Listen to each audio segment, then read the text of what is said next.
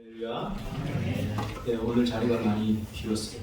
애들 방학을 하면 이 제주도는 육지에서 온 분들 다 육지로 가서 육지에서 보내다가 계약을 하는 거. 제 카톡에 몇 분에 가서 보내고 오겠다고 알고 있습니다. 제가 어릴 때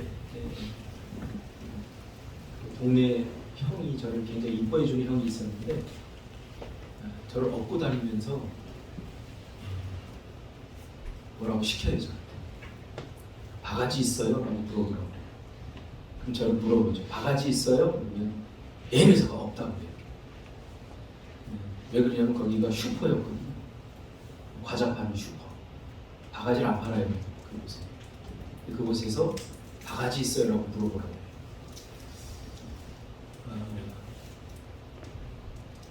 과자 있어요? 무슨 과자 이름을 대면서 어떤 가게에 가서 물어보라고 해요. 그래서 무슨 과자 있어요? 라고 물어보면 얘 녀석아 없다고 해요. 담배 가게, 담배 안 파는. 이런 장난을 저한테 쳤어요. 그 형님이.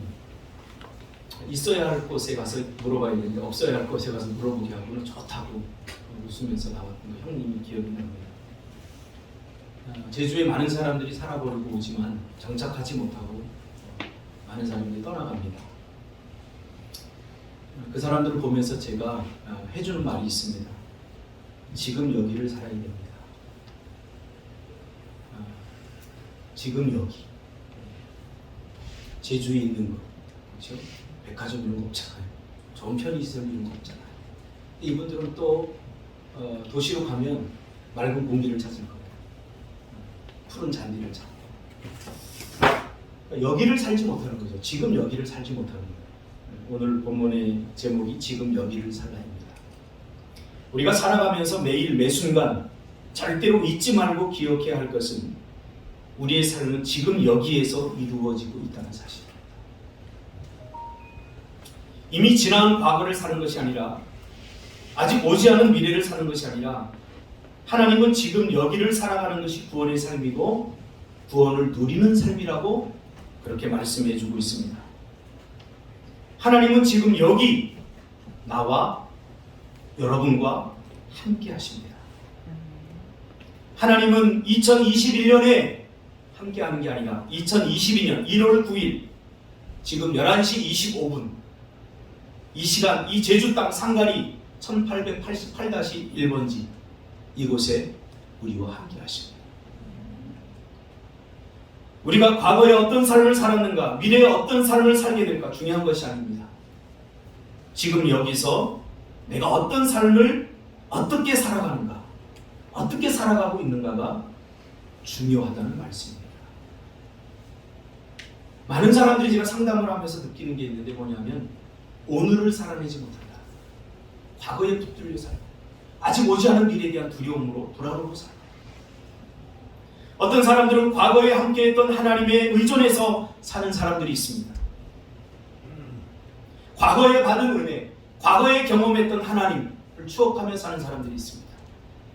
또 어떤 사람들은 미래에 함께할 하나님을 기대하며 살아가는 사람도 있습니다. 의심과 불신에 흔들리며 말이죠. 지금 여기에 우리와 함께하는 하나님, 성경은 이런 삶을 안타까운 삶, 그림자와 같은 삶, 허상의 삶이라고 그렇게 말해주고 있습니다. 오늘을 살아가면서 어제를 그리워하고 아직 오지 않은 미래를 걱정하고 염려하며 살아. 하나님은 지금 현재 우리와 함께 하시기에 하나님은 매일매일 매순간 오늘로 우리에게 다가오십니다. 현재가 없는 과거가 없고 현재가 없는 미래도 없습니다. 오늘이 내일이 되고 오늘이 어제가 되는 것이죠. 성경은 오늘을 삶의 중심에 두고 살아가라고 그렇게 말씀하고 있습니다. 마태복음 6장 34절에 보니까 그러므로 내일을 위하여 염려하지 말라. 내일 일은 내일이 염려하게 할 것이요 한날의 괴로움은 그날로 족하니라. 제가 늘 이야기하지만 내일은 우리의 삶의 영역이 아닙니다. 과거도 우리가 바꿀 수 없습니다. 바꿔보세요. 저도 바꾸고 싶은 좀 바꾸고 싶어요. 불가능한 것에 우리의 마음을 둘 때 우리 인생이 불행해진다고 예수님은 우리에게 오늘을 살아가라고 그렇게 이야기하고 있습니다. 사랑하는 꿈틀교회 성도 여러분, 지금 여기를 살고 계십니까?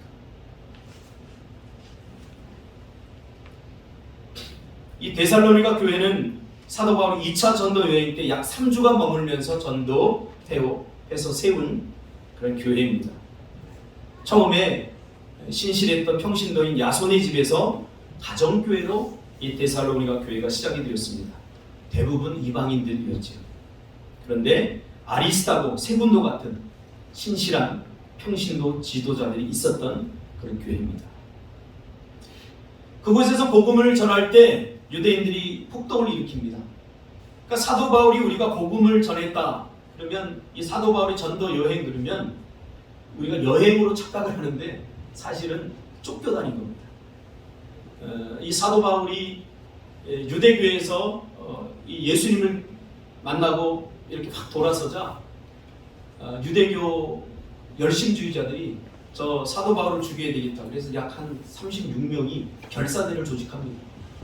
그래서 사도 바울을 잡아 죽이려고. 왜냐하면 가는 곳마다 예수를 전하니까 이 사도 바울을 죽이지 않으면 안 되겠다. 그래서 그들의 인생을 사도 바울을 죽이는 데 바치고 36명의 결사대를 조직하고 그를 죽이러 다닙니다. 쫓아다니는 거예요. 방해하는 거예요. 틈만 나면 죽이려고 하고 복음을 전하는 것 만나기만 하면 폭동을 일으켜서 다른 사람들에 의해서 교묘하게 돌을 던지게 하고 이 데살로니가에서도 그런 일이 발생하게 됩니다. 그러니까 우리가 사도 바울의 복음의 여정은 편안한 여행이 아니라 쫓기면서 복음을 전했던 전도 여행이었던 거죠. 사도 바울은 2차 전도 여행의 이 동행자였던 디모데를 데살로니가 교회에 남겨두게 되죠. 폭동을 막 일으켜서 죽이려고 하니까 이제 도망을 가게 됩니다. 피해서 가는 거죠. 그래서 아덴까지 가게 돼요. 베리아를 거쳐서 아덴까지 가게 되는데 이 디모데를 이 데살로니가 교회에 남겨두고 그 다음에 신라를 베레아에 남겨두고 나중에 두 사람이 베레아에 만나서 아덴으로 오게 됩니다. 그래서 세 사람이 만나게 되죠. 이 베레아에서 디모데와 신라를 만나고 신라에 의해서 디모데에 의해서 이 데살로니가 교회 소식을 듣게 됩니다. 두 가지 소식을 듣게 되는데요. 첫째는 지금 데살로니가 교회들이 극심한 박해를 받고 있다는 거죠. 그리고 또 하나는 그들 안에 잘못된 종말론에 관해서 듣게 됩니다. 그러니까 삶이 절박할 때 우리가 조심해야 됩니다. 삶이 절박하면 극단으로 가게 돼 있어요. 양끝으로 가게 돼 있어요. 성경은 중심을 항상 지향하거든요. 그렇죠? 균형을 지향합니다.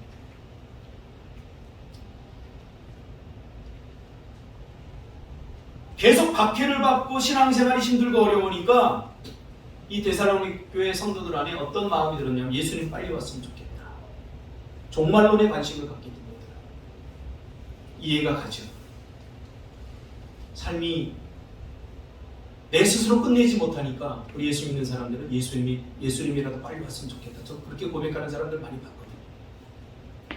삶이 얼마나 처절하고 힘들었어요. 삶이 힘들면 우리가 개혁해야 되는 시점이지 끝내야 되는 시점은 아닙니다. 기독교는 개신교 아닙니까? 뭔가 폼이 잘못된 것을 고치고 바꿔야 됩니다. 그래서 원래로 돌아가야 되는 시점인 거죠. 그래서 사도 바울은 그들이 겪어내는 이 시련을 격려하고 위로하고 또 잘못된 이 종말론에 대해서 건강한 종말 의식을 가질 수 있도록 이야기해 준 성경이 바로 데살로니가 전후서 이야기입니다. 이들은 예수님이 곧 오신다 하니까 이왕이면 빨리 왔으면 좋겠다. 우리가 너무 힘들다 지금. 이런 시련 가운데, 이런 어려운 가운데 우리가 어떻게 버텨내지? 그러면서 빨리 왔으면 좋겠다. 세상이 빨리 끝났으면 좋겠다. 그러면서 오늘의 삶을 다 포기해버립니다. 현재를 살아가지 못하는 거예요. 마치 오늘 살고 말 사람처럼. 우리는 오늘을 살아야 되지만 오늘 살고 말 사람처럼 살아서는 안 됩니다. 현실의 삶이 힘들고 어려우면, 이 세상의 삶이 고단하면 사람들은 주님 빨리 왔으면 좋겠다라고 하는 시한부 종말 의식의 유혹을 받게 됩니다. 이런 일은 믿음으로 살아내려는 사람들에게 건강하지 못한 성품 속에서 발현되는 유혹입니다. 그러니까 믿음이 없는 사람들이 이런 생각을 하는 게 아니라, 믿음이 있는데 건강하지 못한 믿음을 가진 사람들은 자꾸 이렇게 한쪽으로 치우치게 되어 있어요. 그래서 우리는 내 믿음이 건강한 믿음인가, 성경적 믿음인가, 우리 자신들을 날마다 살펴보아야 될 필요가 있어요. 그렇지 않으면 예수 믿는 사람들이 얼마나 괴물처럼 변화가는지 몰라요. 확신범 중에서 가장 무서운 사람들이 예수 믿는 사람들이에요. 하나님이 도와주실 거야. 그리고 막무가내로 달려들어요. 성경은 그것을 지향하지 않습니다. 그러므로 내가 다른 사람에게 줄 수 있는 최고의 선물은 건강한 성품을 가진, 예수 닮은 성품을 가진 건강한 나 자신입니다. 제가 인천에서 목회할 때 한 집사님이 화장품 회사를 경영을 했는데 굉장히 힘들었어요. 잘 안 되는 거예요, 화장품 회사가.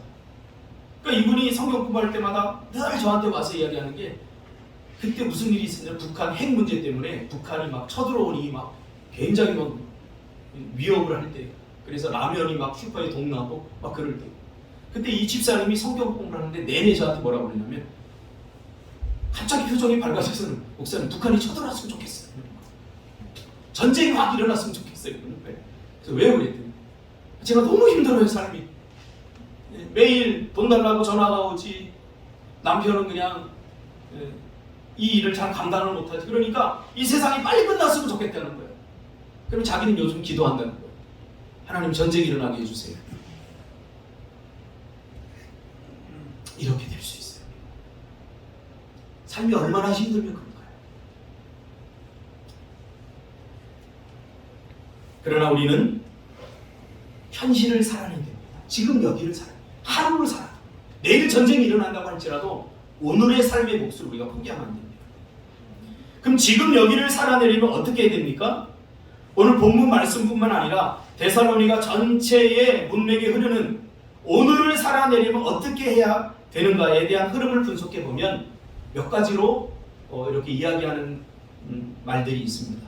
약 한 두세 번에 걸쳐서 오늘 본문을 가지고 설교를 할 건데요. 첫째, 소원이 아닌 소망을 품고 살아가야 됩니다. 오늘을 살아가려면 소원이 아니라 소망을 품고 살아가야 됩니다. 소원은 소망과는 다릅니다. 좋은 직장 들어가는 것, 돈을 많이 버는 것, 건강하게 사는 것, 교회가 부흥하는 것, 우리는 많은 소원을 가지고 살아갑니다. 그리고 그것들은 우리의 기도를 통해서 일시적으로 우리에게 기쁨을 주기도 합니다. 그러나 그것은 그야말로 일시적인 것입니다. 찰나적인 것이고 순간적인 것입니다.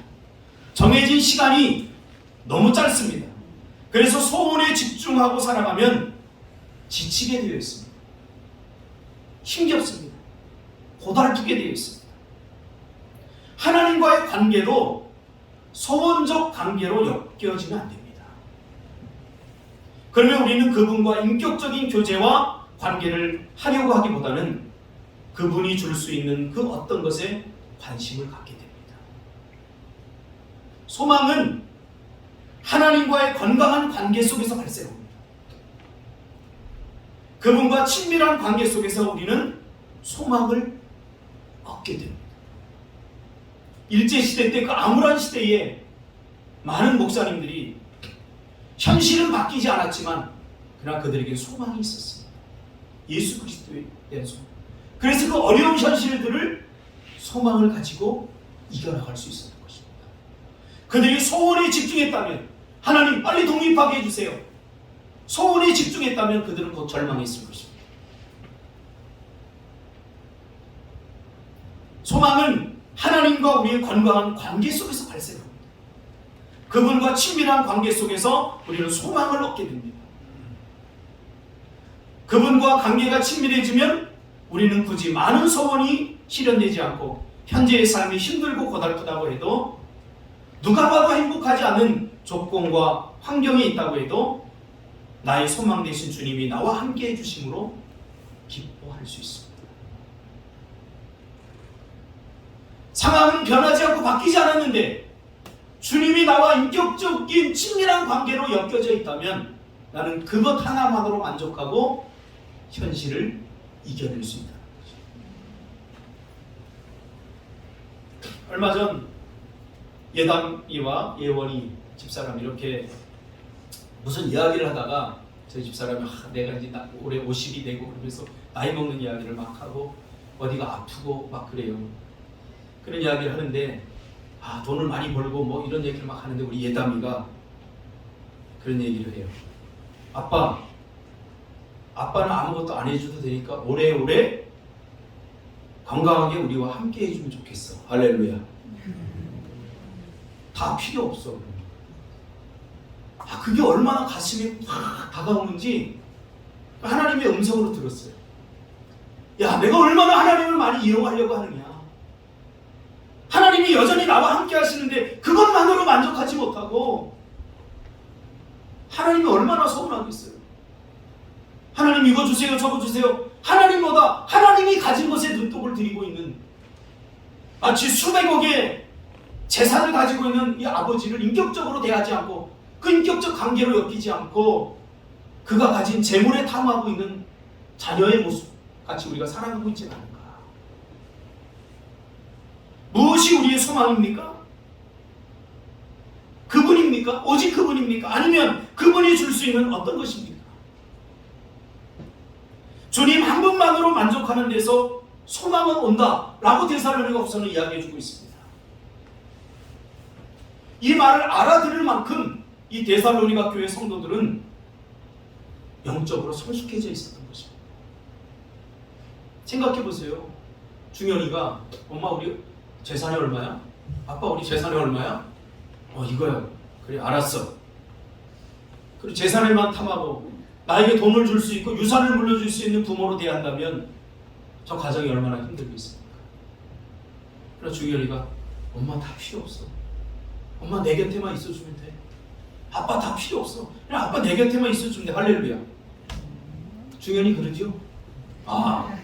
역시 그럴 것 같아요. 멋지. 주님 한 분만으로 만족하는 데서 소망은 온다는 거예요. 누가 함께 하는가가 중요합니다. 내가 어디에서 사느냐, 무엇을 하며 사느냐보다 내가 누구와 함께 하느냐, 이게 중요하다는 사실이에요. 민지 집사님 1,000억을 줄 테니까 피지 가서 살아. 혼자.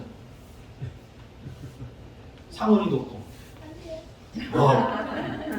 박상훈 집사 봤지? 이렇게 사는 거예요.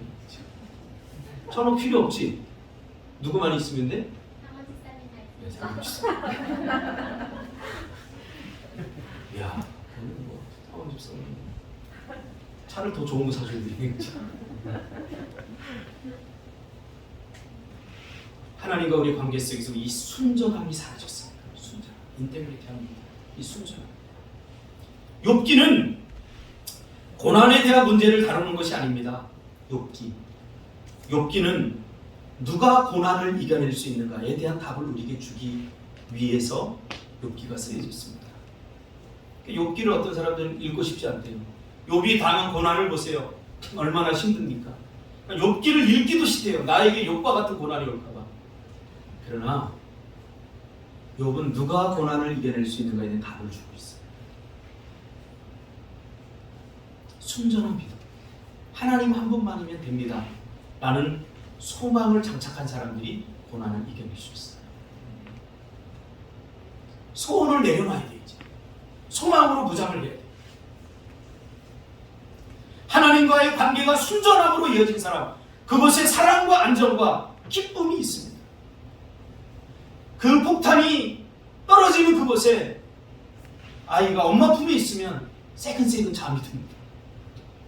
폭탄이 떨어지는데 내가 누구 품에 있느냐? 내가 누구 품에 안겨 있느냐? 지금 내가 나와 함께하는 분이 누구냐? 이게 중요하다는 사실이에요. 소망은 철저히 관계적이며 인격적으로 엮여져 있습니다. 그래서 예수님도 십자가를 지고도 미선을 잃어버리지 않았던 거예요. 십자가의 고통이 얼마나 고통스러운 아픔이었습니까? 육신적으로 아팠을 뿐만 아니라 하나님께 버림받은 것 같은 그런 치욕스러운 그 순간에 그 모든 것들을 버텨내고 이기고 미소를 잃지 않을 수 있었던 것은 하나님과 소망적 관계로 이어져 있었기 때문에 그 순간에 하나님과 함께했기 때문에 그 짊어진 십자가의 고통이 우리를 구원하는 소망이 주는 기쁨을 빼앗지 못한 것입니다. 두 번째로 오늘을 살아가려면 낙관주의가 아니라 믿음으로 살아야 됩니다. 낙관주의란 말을 우리가 조심해야 됩니다. 낙관주의는 내일은 모든 것이 지금보다 나아질 거라는 신념을 가지고 살아가는 것입니다. 이게 낙관주의입니다. 여러분, 믿음과 신념을 구분할 필요가 있습니다. 신념은 근거 없는 자기 확신입니다. 요즘 우리 젊은이들이 쓰는 근자가 나 할 수 있어. 그런데 뭐 근거가 뭐야? 그냥 할 수 있을 것 같아. 무조건 할 수 있다고 긍정론을 내세운다고 되어지는 것이 아닙니다. 물론 못한다고 비관론에 빠져 있는 것보다 낫겠죠. 그러나 우리 그리스도인들은 낙관주의에 근거한 신념과 믿음을 분별하고 구별할 필요가 있습니다. 낙관주의는 긍정적 신념을 만듭니다. 잘 될 거야. 상처가 치료될 거야. 지금의 고통은 곧 잊혀질 거야. 언젠가는 좋은 날이, 좋은 시간이 올 거야. 희망 고문이죠. 근거가 뭐예요? 코로나가 곧 끝날 거예요. 언제 끝나요? 곧 끝날 것 같다고 하다가 앞으로 언제 끝날지도 몰라요. 그러나 참된 기쁨은 이런 낙관주의적 긍정론에서 발생하지 않습니다. 여전히 그렇게 말하면서도 많은 사람들이 불안하고 두려워하지 않습니까? 잘 될 거야. 잘 됐으면 좋겠어. 하나님의 백성들은 믿음으로 살아야 됩니다. 믿음으로 산다는 말은 하나님의 말씀을 신뢰하며 산다는 것입니다. 뭐라고요? 하나님의 말씀을 신뢰하며 산다. 하나님의 성품을 신뢰하며 산다. 믿음으로 산다. 예수님은 너희가 세상에서 환난을 당하나 담대하라. 내가 세상을 이겼노라 라고 말씀했습니다. 이 말씀이 내가 원하는 대로, 내가 기도하는 대로 내 일이 풀린다는 것이 아닙니다. 내가 비록 힘들고 내가 비록 기도한 대로 되지 않고 고통스럽지만 그러나 하나님이 다 이기게 하신다는 신뢰가 주는 그 신뢰에서 기쁨이 발생하는 거죠. 낙관하지 말고 믿으시길 바랍니다. 하나님을 신뢰하십시오. 믿어지지 않을 때 그때 우리가 믿음이 필요한 순간이 아닙니까? 잘 믿어지지 않아요. 제가 4년 전에 이 제주 땅 창세기 12장 1절 3절 말씀을 가지고 여기 왔을 때도 믿어지지 않았어요. 하나님 왜 이곳으로 보내주셨는가? 왜? 현실이 너무 힘들었거든요. 2달 건너 한 번씩 수억에 되는 중도금을 갚아야 되고 참 힘들고 어려운 그 순간에도 하나님께서 저에게 폭포수처럼 말씀해 주신 말씀이 뭐냐면 지금이 믿어야 될 시간이다. 지금이 신뢰해야 될 시간이다. 믿고 싶을 때, 믿어질 때 누가 못 믿겠느냐? 너 믿어지지 않잖아 지금.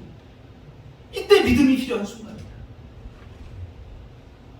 낙관하지 말고 하나님을 신뢰하시길 바랍니다. 그것이 오늘을 사는 거예요. 제가 군대 갔을 때 동기 하나가 저하고 키도 비슷해. 제가 잘 기억해요. 이름도 광석이라고, 석자가 같아서 또 기억해요. 이 친구가 계속해서 같이 가다 자대까지 같이 갔는데 이 친구는 훈련받는 훈련소에서부터 저한테 늘 그렇게 얘기했어요. 야 형사가, 나는 백이 있어. 우리 작은아버지가 투수탄데 말이야. 난 곧 의과서 제대한다. 그러는 거예요. 얼마나 부럽든지 뭐.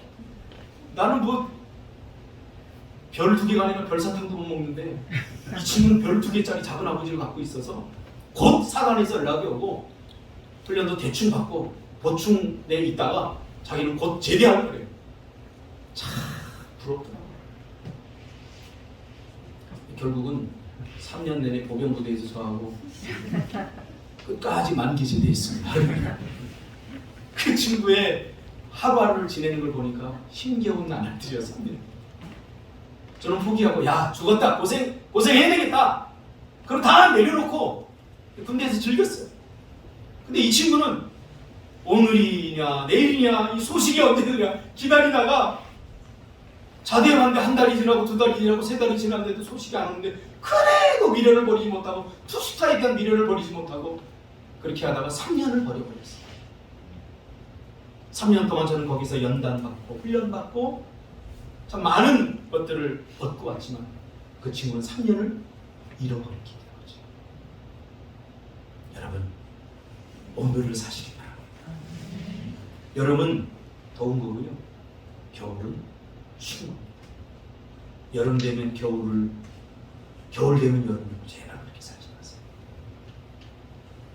세 번째로 오늘을 산다는 것은 기도하며 산다는 것입니다. 기도하면 내 안에서 하나님을 볼 수 있습니다. 할렐루야. 집사람이 왔어요. 와서 제가 이제 천국에 왔네 그랬어요. 새벽 기도 없이 일주일을 지내니까 육신은 편했을지 모르지만 영적으로 얼마나 갈급했을까 그게 느껴지더라. 할렐루야. 그걸 못 느꼈다면 오늘부터 40일 금식 기도해요. 기도하면 내 안에 있는 하나님을 볼 수 있습니다. 그때 우리는 다른 사람들 속에 있는 하나님도 보게 됩니다. 이것이 타인을 향한 존중으로 나타나고 이웃에 대한 사랑으로 나타나게 됐습니다. 그래서 기도해야 사람 구실할 수 있습니다. 기도하지 않으면 우월감, 열등감에 사로잡혀 살게 됩니다. 기도하면 내 안에 있는 하나님을 보기 때문에 겸손해질 수 있고 저 사람 안에 있는 하나님을 볼 수 있기 때문에 타인을 소중하게 여기며 살아갈 수 있어요. 그게 천국을 만드는 삶이 이루어지는 거죠. 기도는 교제입니다. 대화입니다. 그래서 기도가 멈추면 고립됩니다. 과거에 갇혀 살게 됩니다. 외로움은 고립에서 시작됩니다. 그러나 기도는 고립이 아니라 고립의 문을 허물어 버립니다. 기도할 때 고립을 유지하기 위해서 쌓아놓은 수많은 벽들이 무너지게 되어 있습니다. 기도는 고립을 허무는 일입니다. 그러나 기도하지 않으면 영적으로 고립되고 인생이 고립됩니다. 하나님과 소통하고 이웃과 소통하고 용서하고 화해하고 그렇죠? 고립되면 어떻게 돼? 상처 때문에 사람들과 만나지 않으려고 하고 사람들과 깊은 관계, 친밀한 관계 나아가지 않으려고 자꾸 자기를 고립시키는 상처, 과거에 묵히게 만들죠. 그러나 하나님과 기도하면 이 고립의 담장이 허물어집니다. 그래서 상처받더라도 이웃에게 먼저 다가가 용서하고 화해하고 소통하는 이것이 성경에서 말하는 연합입니다. 연합. 하나님과 하나됨의 시간이 바로 기도 시간. 하나님과 하나 되어야 사람들과 하나 될 수 있는 거죠. 그래서 사람들을 신뢰하게 되죠. 불신의 벽이 무너지는 거죠. 어떤 사람이 저한테 그래요. 목사님, 사람이 믿을 게 못 돼요. 믿음의 대상은 오직 하나님뿐이고 사람은 신뢰의 대상이 아니에요. 나는 오직 하나님만 믿을 거예요. 이 사람 굉장히 왜곡된 사고를 갖고 있는 사람이에요. 맞아요, 그 말은. 근데 그 의미를 우리가 곱씹어볼 필요가 있어요. 우리 믿음의 대상은 하나님 한 분뿐이고 사람은 사랑의 대상이에요. 이 말의 의미를 제가 언젠가 설명해 줬죠. 그 말은 뭐냐면 사람을 믿지 말아라 그 말이 아니라 사람을 믿어라 그 말이에요. 믿고 살아라, 신뢰하고. 그가 나를 배신하고 그가 나를 버리고 그가 나를 불신한다고 해도 나는 그를 믿어주어라 그 말이에요. 믿다가 그가 나를 배신해도 그래도 믿어주어라. 그 믿었다가 배신당한 것이 상처가 되더라도 믿어주어라. 상처가 되면 다른 사람을 믿는다는 것이 얼마나 힘든지 몰라요. 그러면 우리 스스로 자신들을 고립시키고 살아요. 이게 사단이 원하는 거예요. 여러분, 마음껏 상처 받으십시오. 그리고 다시 일어서십시오. 기도하는 사람만이 이게 가능하다는 거예요. 기도하는 사람. 하나님과 연결되고 하나님과 소통된 사람만이 이것이 가능하다는 거예요. 그럼 내가 기도하지 않으면 계속 숨고 감추고 고립되는 거예요. 사람이 나에게 다가오면 저 사람도 나를 배신할 것 같다. 그래서 문을 닫아 걸고 그러다 보니까 외딴 섬이 되고 외로워지는 거예요. 외로워지고. 괜찮습니다. 같이 상처받으십시오. 이용 당하십시오. 지금까지 저희 교회 지어주겠다고 했던 청소년 저하고 약속했던 죄송합니다. 이 새끼들이 하나도 없어요. 지금. 저는 철저하게 이용을 당한 거예요. 하나도 서운하지 않습니다. 그래도 또 다가가야 됩니다. 그래도 또 손을 잡아줘야 됩니다. 예수님이 그랬잖아요. 배신한 베드로를 향해서 나는 저 사람을 모릅니다. 죽어도 세 번이나 부인했는데 예수님은 다시 찾아가셨어요. 그래서 그의 손을 잡아주셨어요. 이게 어떻게 가능합니까? 예수님이 위대해서 그렇습니까? 아닙니다. 성경은 오늘 데살로니가 전후서는 분명히 이야기해주고 있습니다. 기도하면 하나님과 소통하면 이게 가능해진다. 그래서 기도가 안 되면 삶의 활력을 잃어버리고 우리 마음은 차가워지고 진정한 안식과 영적 편안함을 누릴 수 없게 됩니다. 그러나 내가 어디에 있든지 기도함으로 하나님과 소통하고 있다면 폭탄이 떨어지는 곳에서도 달콤하게 잠을 잘 수 있습니다. 폭풍 치는 배 안에서도 잠을 잘 수 있습니다. 기도해야 오늘을 살게 됩니다. 기도하면 우리 주변에 있는 이 사람들이 참 소중한 사람들이죠. 이 사람들이 왼수가 아니에요. 옆에 사람 보세요. 이분들이 기도의 응답이에요. 기도의 응답.